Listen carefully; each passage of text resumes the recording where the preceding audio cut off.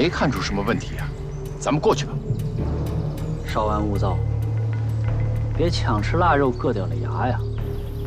这种举手之劳的战果，二叔能轻易让给咱们吗？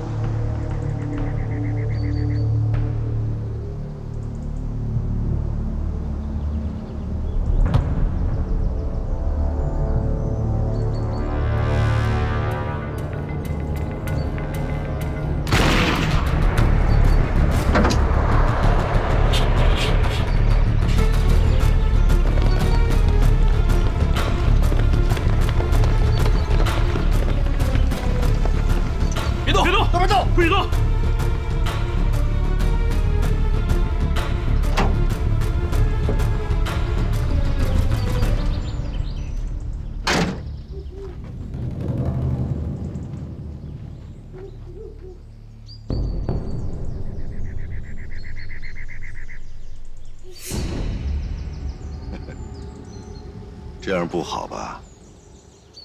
人我带来了，5硫化二磷，该交给我了吧？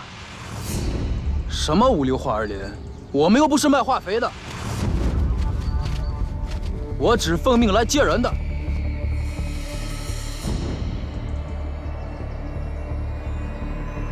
你好歹是个军人，说话一点信用都没有。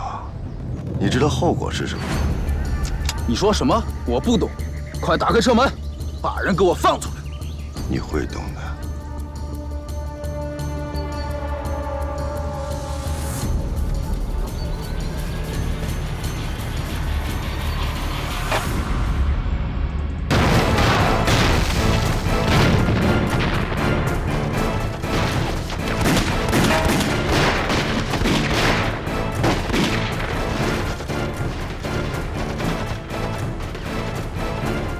老子摸了10圈都没开胡，这刚上厅就有人来截胡，这什么人？这还用问吗？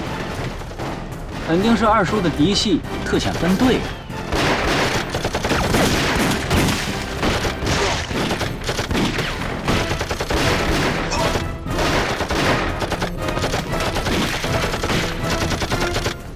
传令兵，到，下去告诉楚副官。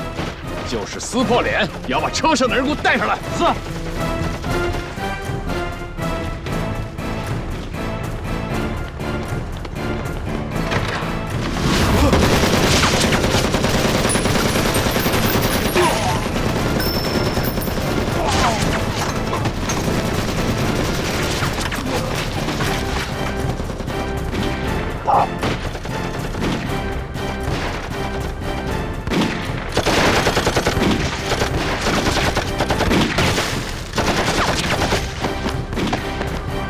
上当了，给我打！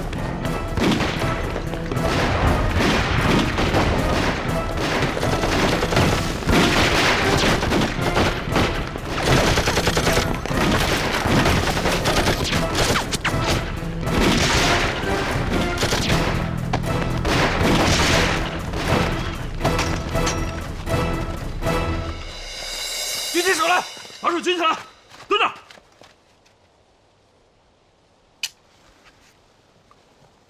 好，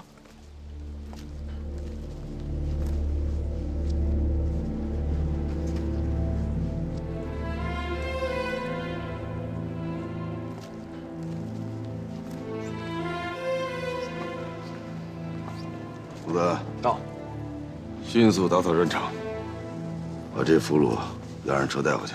是。小心！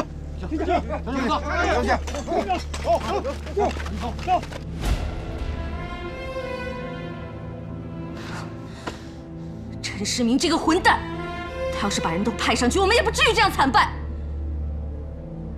陆凯，算你狠，我们走着瞧。哼！大哥，我知道你会懂的。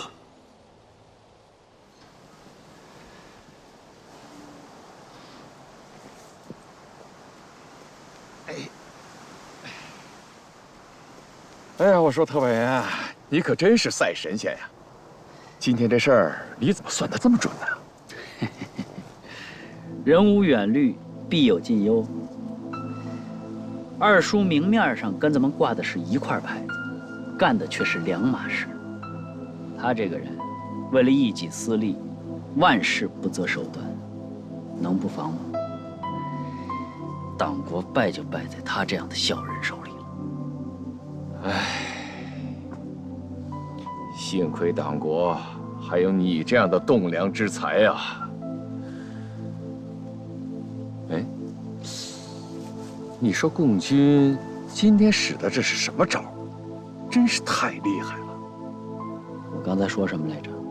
抢吃腊肉，硌掉了牙。共军使的是上屋抽梯这一招，出自《孙子兵法》。什么？上屋抽梯？就是诱敌深入，然后选择有利时机，断绝敌人的前因和后援，置敌人于死地之中。哎呀，特派员啊，你可真是文武双全呀，属下佩服。先别急着吹捧我，还是考虑考虑怎么应付二叔吧。一会儿他就得来兴师问罪了。他凭什么？就凭他从来不把屎盆子往自己头上扣。他不找个替罪羊，怎么跟毛局长交差呀？哼，我今天还损失10几个弟兄呢，老子还想找他算账呢。陈将军，党国正值危难之际，这账算来算去，它就是一笔糊涂账。咱们是党国的军人，军人就有军人的责任和荣誉。为了惊蛰行动，不能因小失大呀。小不忍则乱大谋。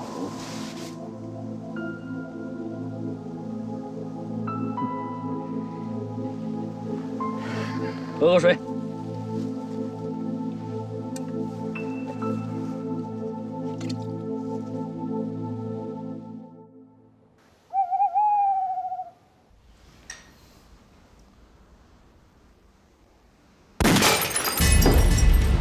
不想死就把手给我拿开！古龙，你目无长官，以下犯上，谁给你的胆子？我。过去。特派员料事如神，他们果然来兴师问罪了。总指挥，我这店儿小，你这客大，但也不能3番5次的来欺负人吧？我和特派员可都是国防部正式任命的，你这么做可是坏了规矩呀！别忘了，我这身后还有几百个弟兄、几百条枪，要是惹急了老子，咱们就一拍两散，各奔东西。你们今天为什么不按计划行事，让共军打我一个措手不及？特遣分队几乎全军覆没，营救战俘的计划也功亏一篑。计划？什么计划？你告诉过我们，你营救的人里头有日本战俘吗？你告诉过我们，主攻的是特遣分队吗？你告诉过我们，共军很可能在接头地点设伏吗？没有吧？在你的计划里，我们只是充当诱饵和炮灰。再说了，战场形势瞬息万变，为了保存有生实力，陈将军带人迅速撤离，何错之有啊？总指挥不会因为一时失利就恼羞成怒，拿我和陈将军去国防部当替罪羊吧？如果真是这样，那你太不厚道。要说有错，你错在先。我不怕跟你去国防部评理。好，你一向巧舌如簧，但是今天这件事，一定要有人负责。妈的，明明是圈套，你还让我们去送死，我都怀疑你是共党的奸细。你放肆！你少他妈在这儿狗仗人势，惹毛了老子，老子让你下不了山，你信不信？别动！别动！别动！哎，干什么这是？陈世明，你是要聚众谋反吗？这都是你逼的。陈将军，这就是你的不对了。咱们可都是党国的军人，不是巨啸山林的土匪，不能这么意气用事。是军人就要令行禁止。再怎么说，二叔还是咱们的上司呢，他心情不好，训斥咱们几句也没什么大不了的嘛。咱们再听听，总指挥还有什么训示？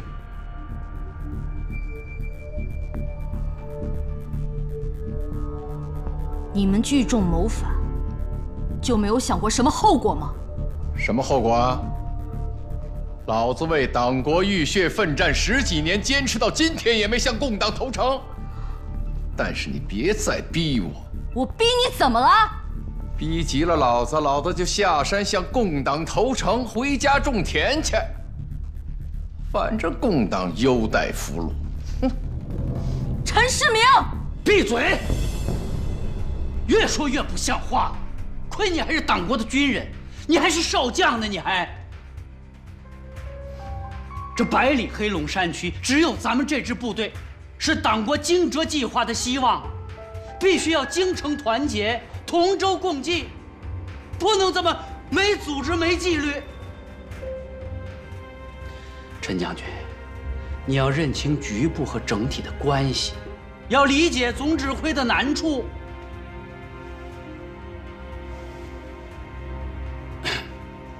当然了，陈将军也有他的苦衷，毕竟咱们现在是孤军奋战，没有任何后援，剩下这些弟兄们，损失一个就少一个，他没法补充啊。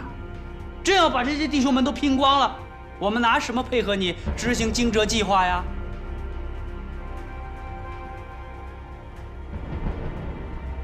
行了行了，听我一句，各退一步，天地宽。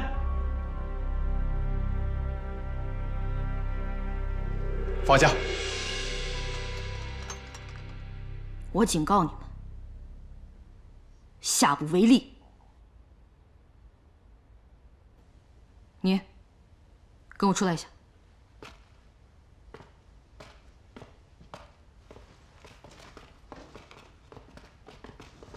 妈的，老虎不发威，你还真以为我是病猫呢？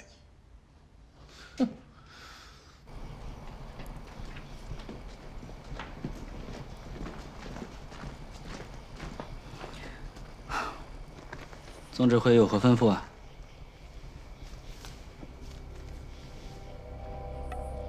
这是毛局长亲自发来的电文，让你把测绘好的黑龙山坐标地形图尽快送到香港联络站，不得有误。总指挥的意思是让我亲自跑一趟。杀鸡焉用牛刀，这种跑腿的活，派一个可信的人去就可以了。你还有大事等着你呢。好，我会尽快安排。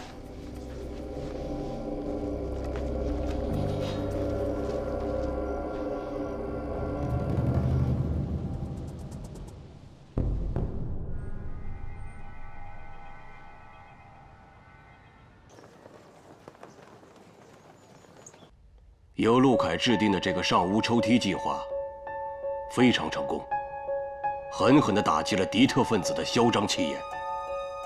为此，总部决定让我嘉奖你们。但是敌人是不会甘心失败的，他们一定会发起疯狂的报复。现在五流花儿里还没有找到，所以我们要百倍警惕啊，防止敌人对城市的供水系统下毒手。上级已经下令，当地驻军增派兵力支援我们，做好重点目标的警卫工作。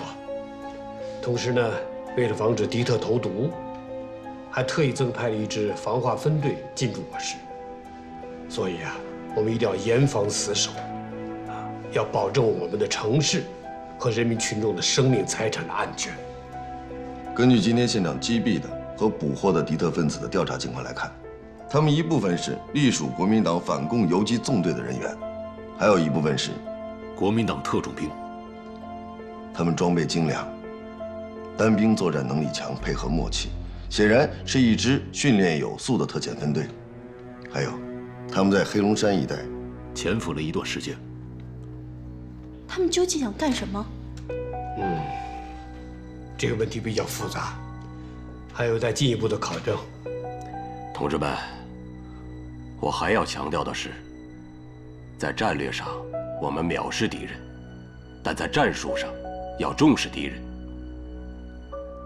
现在朝鲜战争进行得如火如荼啊！我军的前方将士手里拿着劣质的武器，和武装到牙齿的联合国军在进行着浴血奋战。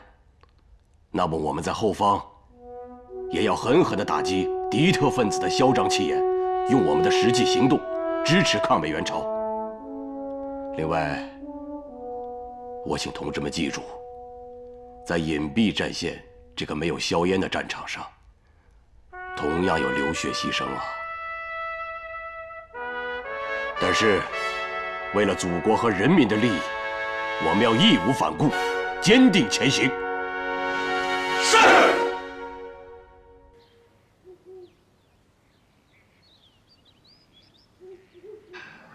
特派员呀，感谢昨晚的仗义直言呐，老哥，我实在是佩服你的口才，三言两语就让那自以为是的小娘们她蔫儿了。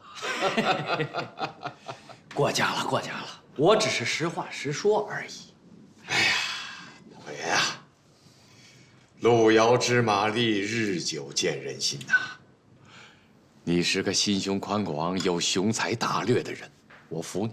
从今往后，我陈某唯你马首是瞻，为你赴汤蹈火，在所不辞。来，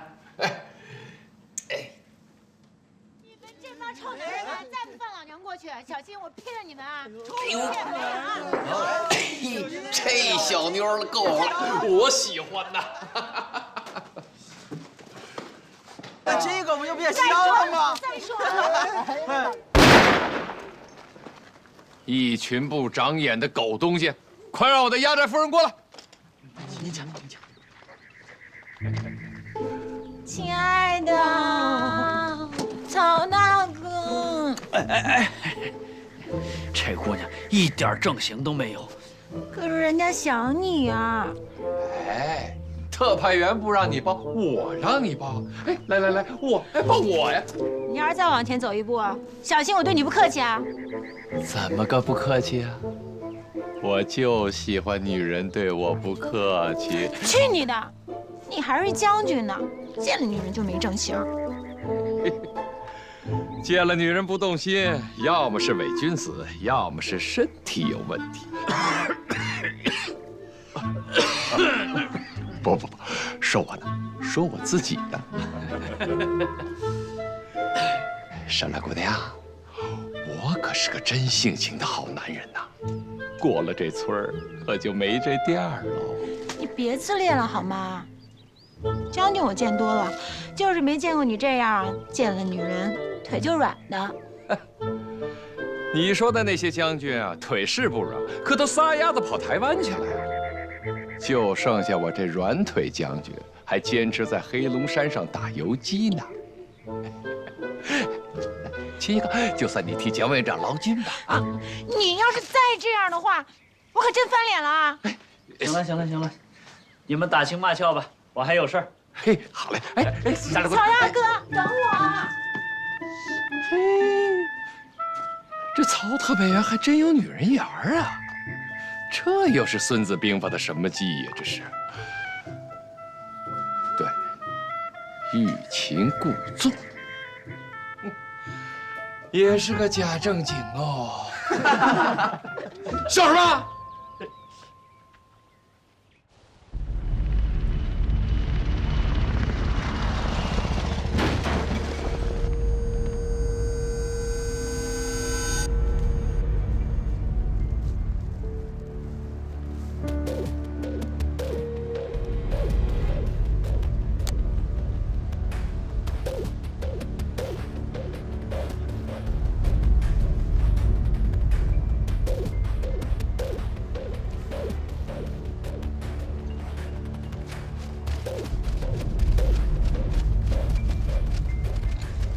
车在哪儿？就在山脚下。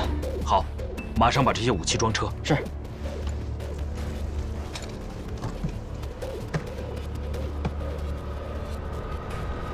别动！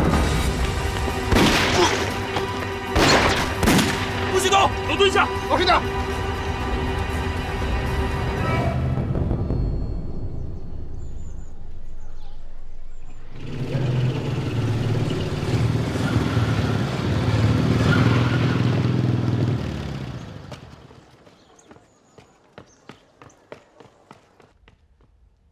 报告，进来。是。局长，情况怎么样？根据您的部署，我们直接在空投现场缴获了一批弹药。通过对抓获的犯人初审，有一个身份不详的犯人逃跑了。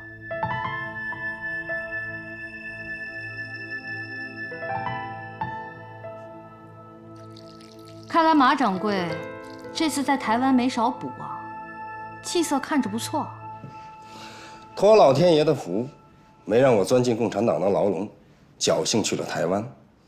上峰不但没有责罚我，还被毛局长委以惊蛰行动专员的重任，实在是万幸啊！那看来这次台湾之行收获不少啊。那您这次回来有什么具体的任务吗？也没有什么具体的任务，就是督促你尽快把惊蛰行动完成。哦，钦差大臣，那还拜托马专员以后在毛局长面前要多多美言喽。你在春城潜伏多年，这里的情况你最清楚。目前共党采取的是高压态势，我们稍有不慎就会全军覆没。我想这一点马专员应该比我更清楚。这些我都知道。局里这次派我来向你了解一件事情，还望二叔坦诚禀报。好，既然是上峰的意思，尽管明说。你为什么不惜一切代价要寻找山口俊一，又为什么不惜代价营救日本军官战俘？这两点并不属于惊蛰行动的范畴。不知道这种违规的行为，总指挥你是怎么想的？还请如实禀报。当时在台湾制定惊蛰计划，那只是纸上谈兵。我来之后才发现困难重重。随机应变是我这个前线总指挥的权利，所以请你转告上峰，山口俊一是我们值得利用的一颗棋子。他身上隐藏的秘密对惊蛰行动有着巨大的帮助，所以我才3番5次地追踪他的下落。至于营救日本军官战俘，那都是为了引开共军的视线，声东击西，也为以后我们的行动清除那些不必要的障碍罢了。山口俊一身上到底有什么秘密，值得你5次3番只身冒险？据我所知，他现在在野狼手里。你去找他开诚布公的聊一聊，不就把人要过来了吗？崔胜文毕竟是党国的军人，还是会顾全大局的。怎么？你们之间难道有什么误会？误会？哼，误会大了！他竟然怀疑我是日本间谍麻雀，这难道不是一个天大的笑话吗？啊？这怎么可能啊？哎，你是谁？保密局上上下下的人都了解，怎么可能是麻雀呢？要不我去找他谈谈。冤家宜解不宜结，当务之急是要把精力集中在惊蛰行动上，可不能自乱了阵脚啊！马专员，你这么说，我也就放心了。来，辛苦了。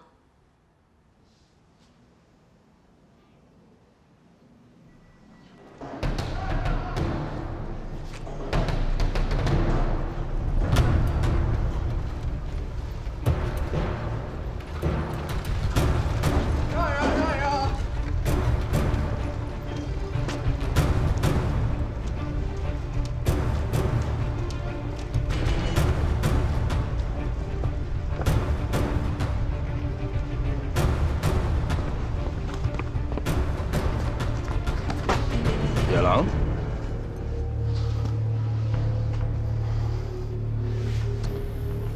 怎么会是你小子？好久不见，我还以为你死了呢。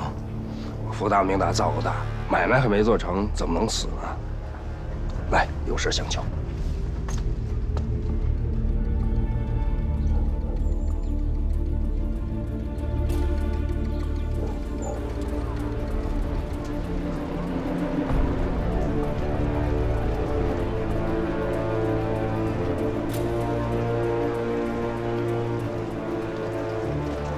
来份晚报。对不起，晚报卖没了。卖没了？有想要就给你吧，反正我看完了。谢了。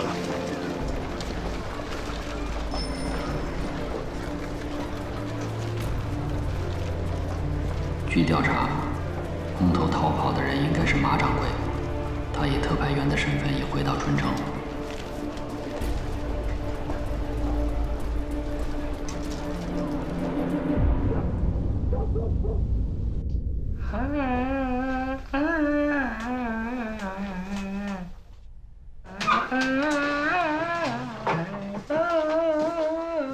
特派员，我这都忙成这样了，您还稳坐钓鱼台呢？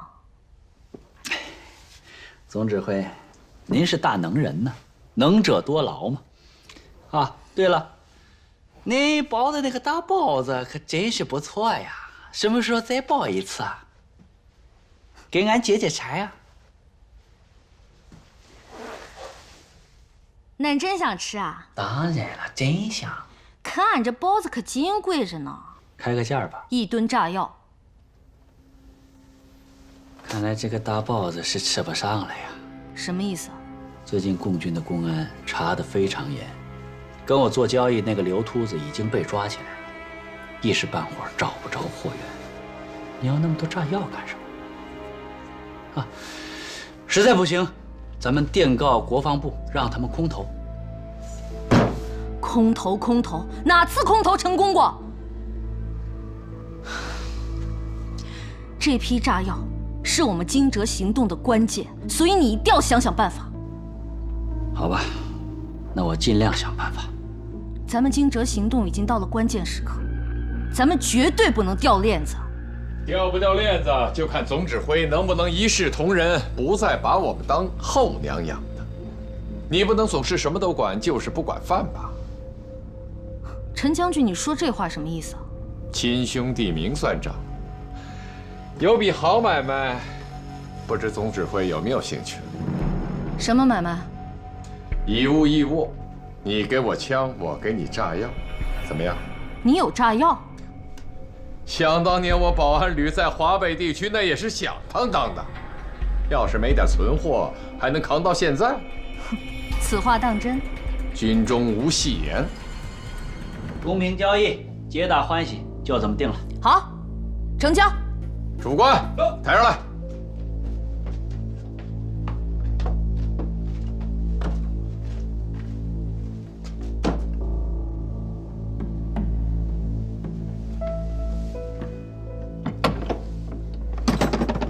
这2箱炸药你们先拿走，算是定金。总指挥不会言而无信吧？你跟上峰说话最好客气点。这是谁的裤裆没扣紧啊？露出这么个玩意儿！任世明，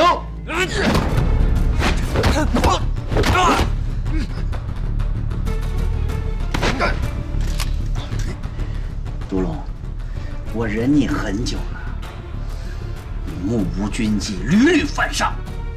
今天就给你个教训，下次你要是再犯，军法处置。你别忘了，我可是军事特派员，这个地盘归我管。曹特派员，咱不跟这个不长脑子的东西一般见识，好吗？陈将军，我也替他给您赔个不是。明天晚上，我一定派人把枪械给您送过来。总指挥这话还算入耳。现在形势严峻，我们内忧外患，我希望各位同仁把劲儿往一处使，尽快的完成惊蛰行动。大家心里都明白，现在我们都是同一条船上的人，既然上了，谁也下不去，所以富贵险中求。告辞。送客。特派员，枪总可以还给我吧？啊，差点忘了。呀，我又差点忘了。这枪就算是总指挥给陈将军的定金，这不算欺负你吧？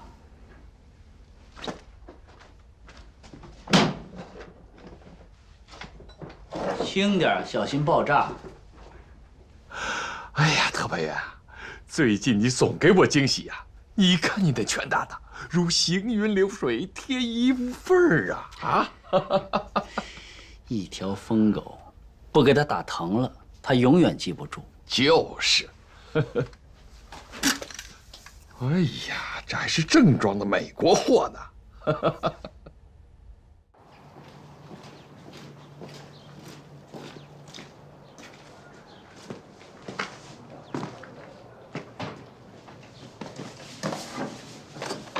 哎，同志，您……哦，我是夏波同学家长的朋友啊。我出差路过春城，给他带了个玩具，麻烦你帮我交给他好不好？我们就快下课了，您要是亲自交给他，不是更好吗？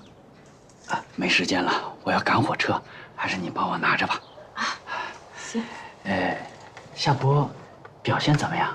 夏波啊，表现得特别好，这孩子现在都当上班长了，又乖巧又听话，特别有音乐天赋。只可惜是个孤儿，缺少了大人对他的关爱。是啊，我们大人欠他的太多了，恐怕这辈子都还不清了。哎，我们下课了。你看，那边那个孩子就是夏波，你看要不要亲自交给他？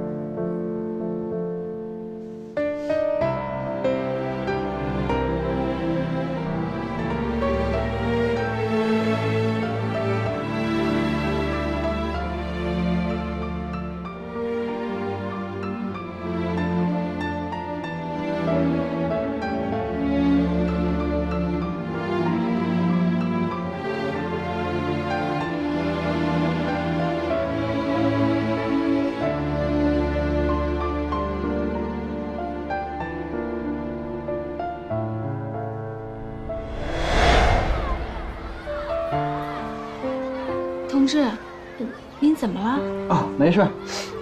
最近鼻炎犯了，还是你帮我交给他吧，告诉他，让他好好学习，啊。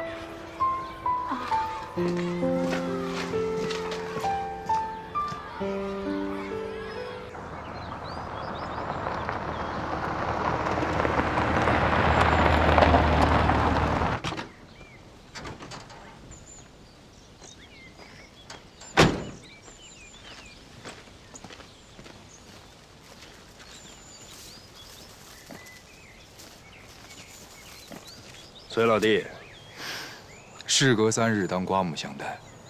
马掌柜的摇身一变，变成马大专员了。哼，现在正值党国用人之际。其实，这个专员也就是一个死亡通行证罢了。干我们这一行的人，一只脚踏在天堂，一只脚踩在地狱。干好了是荣华富贵，干砸了就下地狱永世不得翻身。马掌柜是个明白人。这次找我有什么指示？崔老弟说笑了，我这回奉毛局长之命前回大陆，任务只有一个：彻查二叔的真实身份。哦，保密局也开始怀疑二叔来历不明了。哎，他不是毛局长宠爱有加的王牌特工吗？正是因为你的行动，证明了日本特工麻雀的存在。而二叔在惊蛰行动中有异常表现。如果他真的有问题，那惊蛰行动将会成为一个天大的笑话。这一点是毛局长绝对不能允许的。所以，我希望以后有关麻雀的情报，我们是不是可以互相交换？这样也好尽快地查到他的下落。毕竟日本特工是我们共同的宿敌。说句实话，马专员，我现在反而越来越怀疑这个二叔不是麻雀了。此言真假？有证据吗？直觉，还有味道。味道？你不知道，这些年我追踪麻雀，多多少少还是找到了一些他留下的痕迹。但是现在来看，这些痕迹跟这个二叔没有半点关系。啊，这样也好。如果能够排除二叔不是麻雀的嫌疑，那么也就了却了毛局长心头之患，惊蛰行动也就不会半途而废了。但愿如此吧。啊，马专员，你擅长跟踪，这个二叔频繁地更换住处，很不正常。希望你能把他盯紧，有什么情况及时通知我。好，没问题。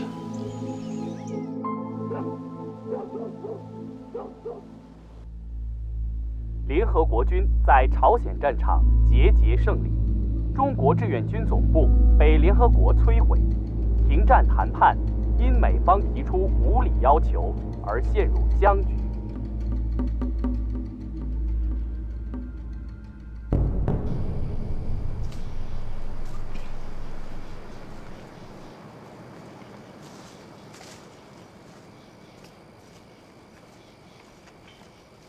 师亮，这回总指挥不会又是开空头支票吧？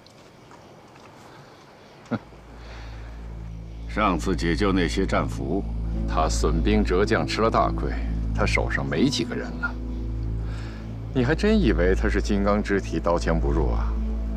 他单枪匹马是干不成惊蛰行动的，所以他才答应把那批军火交给我们。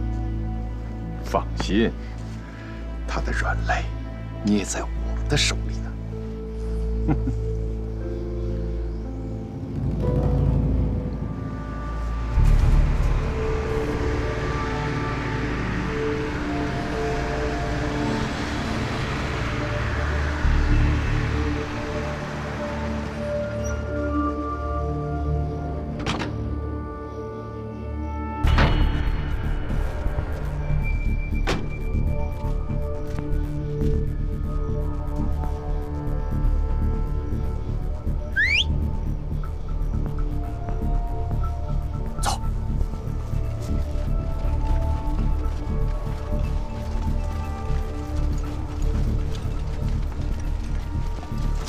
陈将军，您的枪。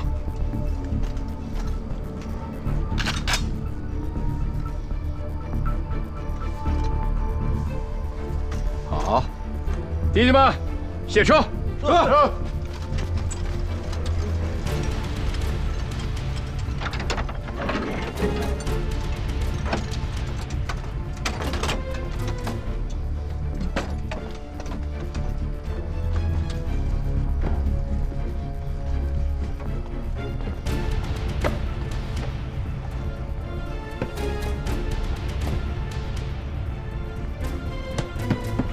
代我谢过二叔，告诉他，我陈世明是人敬我一尺，我敬他一丈。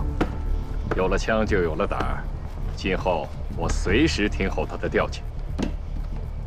好的，将军。今天要通报2个情况。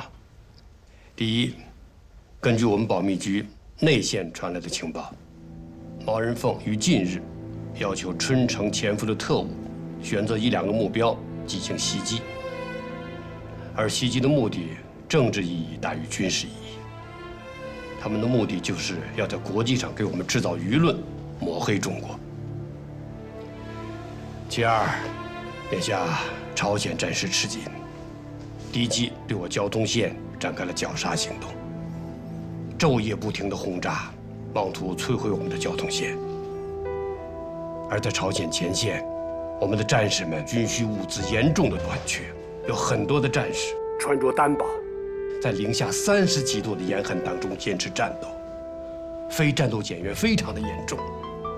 所以这就要求后方的军用物资必须源源不断地保证前方的供应，交通线就成了生命线了。所以，我们必须保证这条交通线的安全。刘宁啊，具体情况你说一下。好的。我们接到老姨密报，迪特准备了几百公斤炸药，准备图谋不轨。但是具体的爆破目标我们现在还不清楚，所以还在进一步的侦查。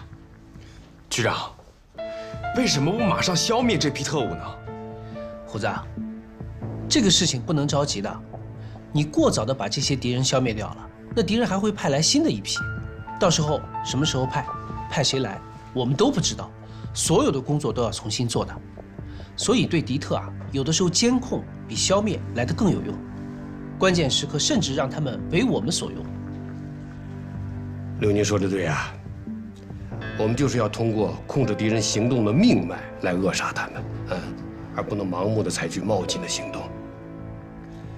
眼下不管是以攻为守还是以守为攻，就看特务们下一步如何动作了。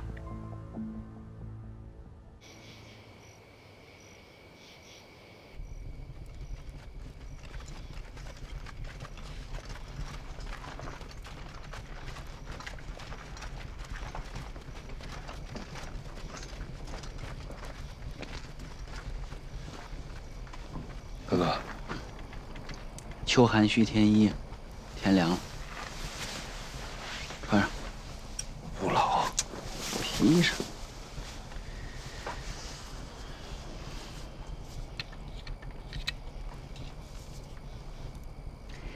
哎呀，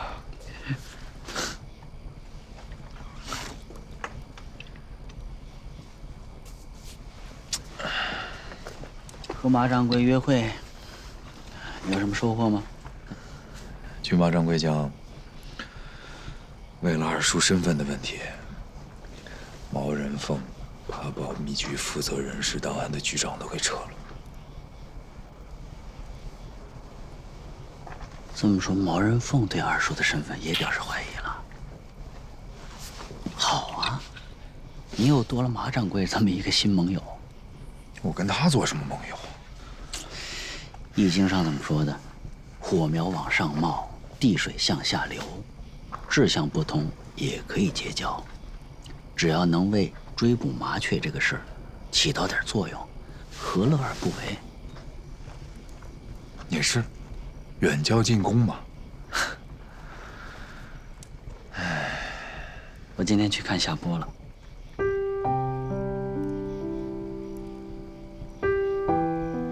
还好吗？挺好的。老师说他都当上班长了。他一直都很乖。他越是乖巧，我这心里越不是滋味。我亏欠他太多了。大哥，是命运，命运让我们亏欠我们的亲人，恐怕这一辈子都还不完。一位智者说得好啊，生活总是让我们遍体鳞伤，可是到最后，往往身上那些最坚硬、最强壮的地方，都是曾经受过伤的地方。是啊，无论是信仰还是情感，想要坚持都太难了。但至少，我们兄弟三个算是做到了吧。在这黑暗中，我仿佛闻到了苦难中的芬芳。正因为有你和陆凯，我的生命才不是碌碌无为，才有一点价值。大哥，你今天怎么了？怎么说话这么酸？是不是想嫂子了？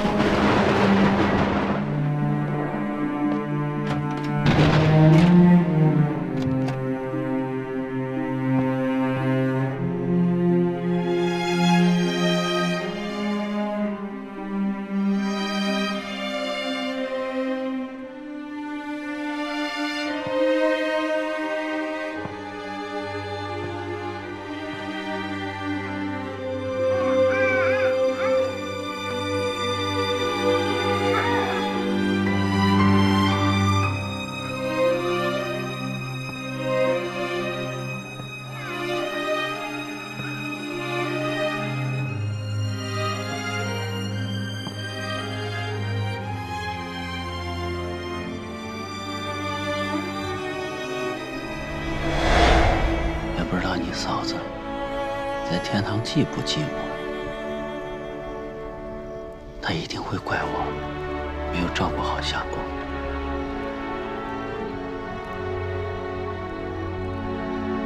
不会的，只要嫂子在天堂看着你，那就一定不会寂寞。好人死了是会到天堂上去的，我就想用望远镜来看看天上到底有没有天堂。像我爸爸妈妈那样，应该都是好人吧。前2天我做梦梦见你了，我就一直喊啊喊，你听见了。可是你到时候东找找西找找，就是没有找到我。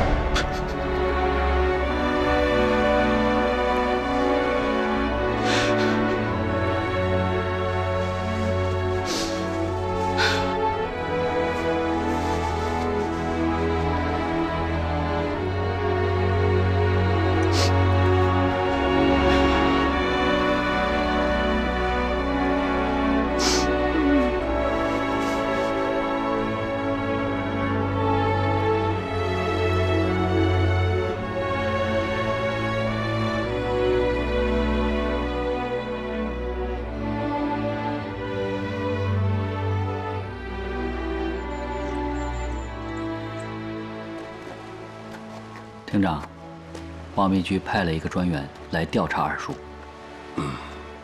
保密局要调查二叔，看来这个二叔不完全归毛人凤所控啊。是啊，派专员监视，这也是保密局一贯的手段。曹创啊，现在你一个人在敌人内部，一定要注意安全。找出敌人惊蛰计划的最终行动目标，依然是你最重要的任务。现在看来，保密局将帅不和，可以为你所用。厅长，我心里有数，您放心吧。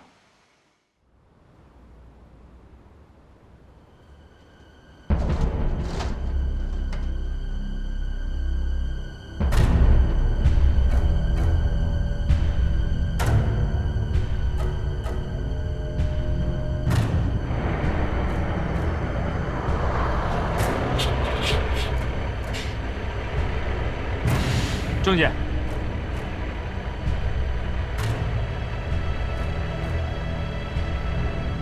车上拉的什么呀？电厂要我们呀。几个人啊？就我们俩。哎，哥，你们进去吧，半个小时必须出来。好，规矩我都懂啊，谢谢同志啊。老乡，开门。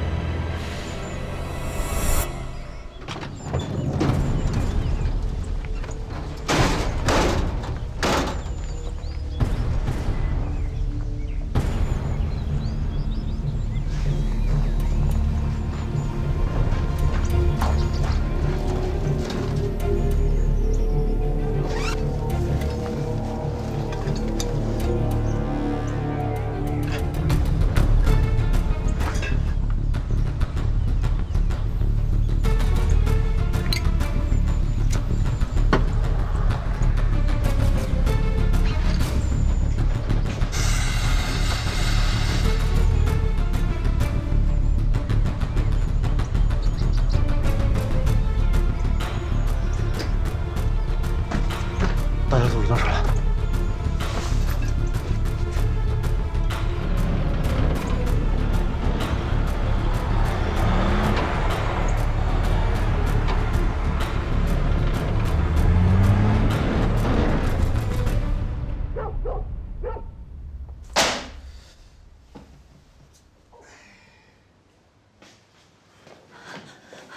报告，怎么了？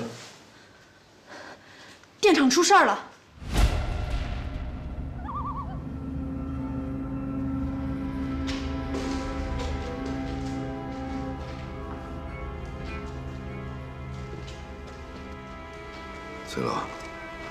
能把您也惊动了。你看看啊，这帮狗特务真是太猖狂了，连存放资料的地方他们都不放过。你说，他们到底想干什么吗？这是。崔老，您知道丢了什么重要的资料吗？这么一大堆资料，这一下子怎么能查得清楚啊？崔老，迪特绝对不会无的放矢，他们一定是在找一份重要的资料。您看这样行不行？您通知技术科，让他们过来整理一下，看看到底丢了什么东西。只要是知道丢了什么资料，我们就很有可能推测出迪特的下一步目标。啊，那好，我马上去通知他们。麻烦您。胡子，到，把人给我盯紧了，有任何情况马上通知我。是。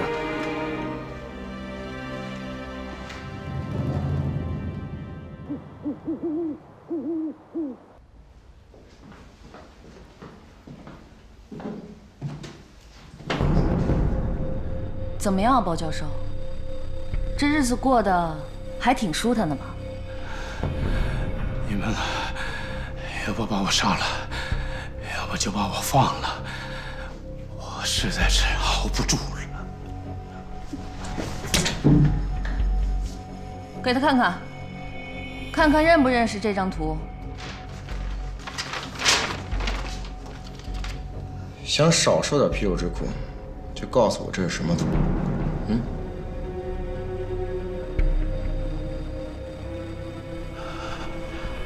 春江大桥设计图。哟，说实话了，怎么会在你们手里？哼，怎么回事？这么一张破图能难倒我吗？我警告你，你要不想死，就回答我几个问题。什么问题？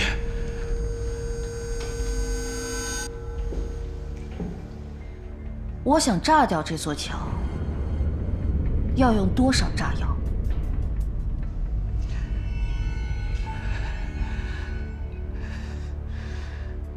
你们呢？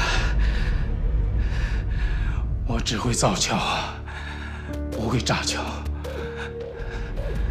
我也早就说过，他就是我的儿子，我不会让他毁在你们手里。你还挺有性格的哈！我刚刚已经警告过你了，你要是不配合，我就会让你生不如死，到时候你就会像一条狗一样求着告诉我。哼！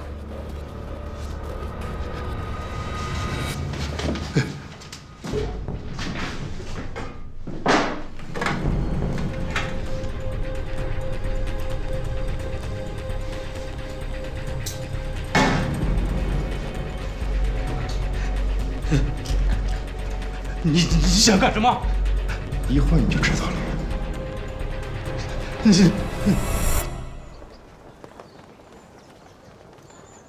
经过电厂技术科排查，丢失的主要资料是电厂、自来水厂、春城邮政局和春江大桥的部分建筑图纸。这对我们的侦查工作造成了很大的困惑。他们不可能同一时间对所有的地方进行破坏。我认为，他们布下的这个迷魂阵，主要是混淆视听，来掩盖他们真正要破坏的目标。陆凯同志的分析很有道理。我们看问题不能孤立的看，要把电厂密室失窃案和惊蛰行动联系起来，通盘考虑，要找出其中的必然联系。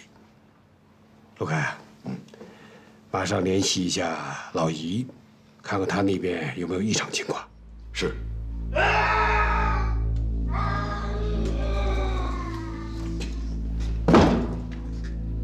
怎么样？还没松口？没想到这小子这么能扛，不过他也扛不了多久了。有了图纸，没有他照样可以炸个大桥。不行，时间和炸药都有限，必须把炸药放在大桥的关键点，而这个点只有他知道，必须让他松口。好。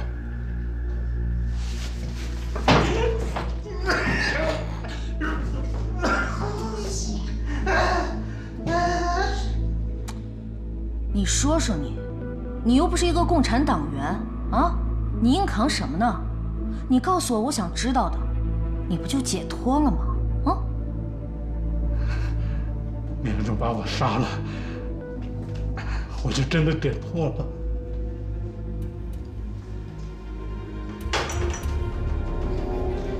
这个药剂啊，叫土真剂，是美国中央情报局研制的最新成果。就算你的意志是铁铸就的，也会让你无比的崩溃。你们造什么？你们造天谴的！你们会造天谴的。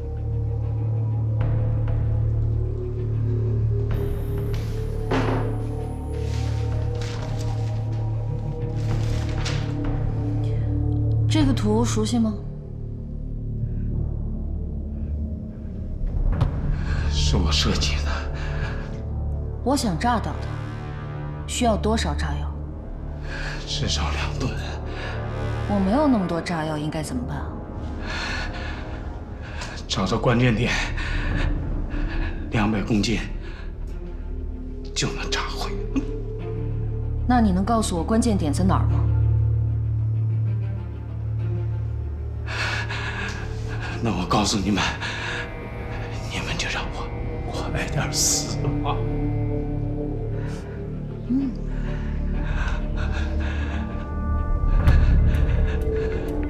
中间第3个柱子，这个，那边中间，这儿。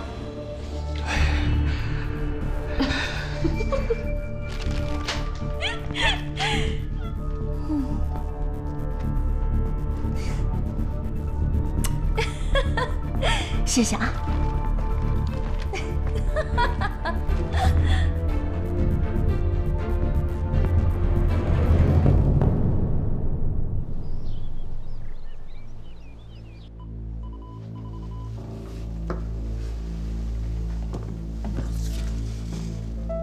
二叔病危，需送医院急诊。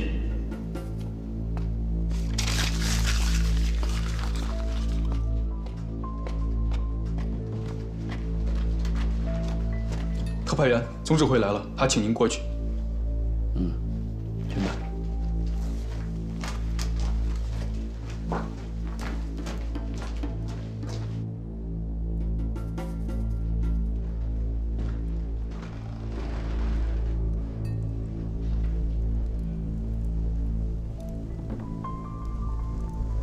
这又发生什么事了？谁又欠谁的债了？一脸的不高兴。总指挥就是看着我不顺眼呗，自打进门就是徐庶进曹营，一言不发。陈将军夸我呢，我可没有徐庶的谋略，更没有他那份孝心。我就是个军人，只懂得成者亡，败者寇的道理。你反正是无事不进三宝殿，来吧，有何训示，我等洗耳恭听。告诉你们一个好消息。联合国军已经在仁川登陆，并且展开了大规模的反攻，取得了巨大的胜利。第3次世界大战马上就要打起来了，党国反攻大陆的时机就要到了。我们作为党国光复大陆的先遣军，应该不辱使命，为党国光复事业建功立业。好啊，我老陈在这深山里头已经憋屈坏了，终于可以下山和共党真刀真枪的干了。所谓惊蛰行动，就是让我们策应韩战，在春城地区展开行动，拖住一部分中国军队，无暇顾及韩战，为联合国军解放朝鲜打入东北，开辟桥头堡，建立游击区。党国复兴成败在此一举。当胜利来临的时候，我们都是党国的功臣。一旦党国复兴，我就该成中将了。我奉命宣布，惊蛰行动全面展开，希望众将士同仇敌忾，众志成城，各司其职，为惊蛰行动的成功而战斗。胜利！胜利！胜利！胜利！胜利！曹特派员、陈将军，你们的任务是明天傍晚率部突袭春城钢铁厂，炸毁他们的高炉，让共产党不能生产钢铁，支援朝鲜战争。这一战一定要打得轰轰烈烈，让全世界都知道我们的存在，让我们的盟友对我们另眼相看，从而达到让盟国全力支持我们反攻大陆的目标。你放心，我们一定完成任务，给党国一个满意的答案。好，拿酒来。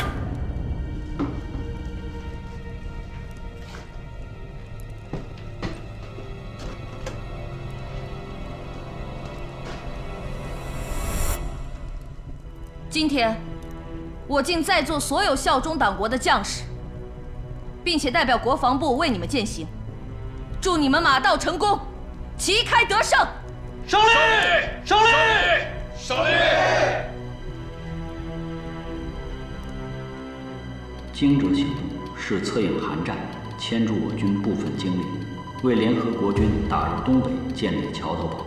另，敌人或有行动，具体目标不详。尹队长听令，我命令你执行炸毁春江大桥的任务，只许成功，不许失败。明白。这是大桥的结构图，明天晚上化妆潜入大桥，按照大桥上标注的关键部位安上炸弹，即刻炸毁大桥。是。不是说炸钢厂吗？怎么改成炸大桥了？你以为共军都在睡觉啊？现在我们要袭击钢厂的事情，被隐藏在我方的内奸传给了共党。既然这样，我们就要假戏真做，声东击西，打他们一个措手不及。那陈世民他们可就危险了。通往胜利的道路上总是需要那么几个炮灰的。陈世民他能不能活着，就要看他自己的造化了。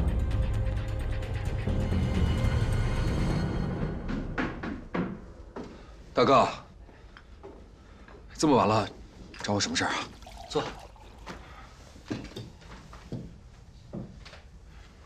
电厂密室被盗的事儿，你知道吗？